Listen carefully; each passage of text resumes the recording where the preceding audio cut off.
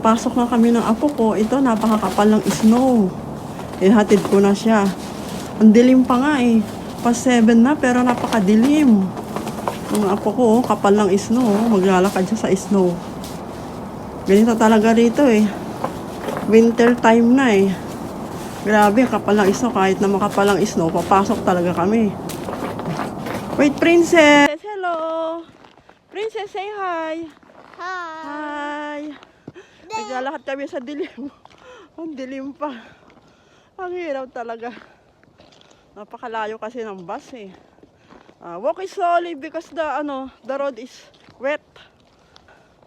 Sa Pinas walang snow dito. Sa Canada, konting tiis talaga. Ganito dito eh. Pagka mga 6 months to eh. November, December, January, February, March, April. Magtitiis pa tayo.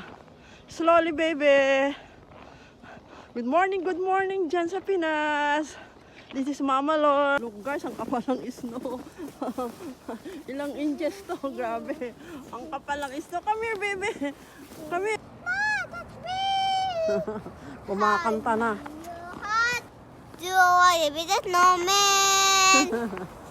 Be over here. I will be the other way. Now the turkey. Kumakanta na. The doggy. The empty. That's at the school bus. That's one of my things. Right there. The bus is color yellow. Your bus is color yellow. I hear it. Is it? The bus. No, do not touch that. Your mittens will be wet.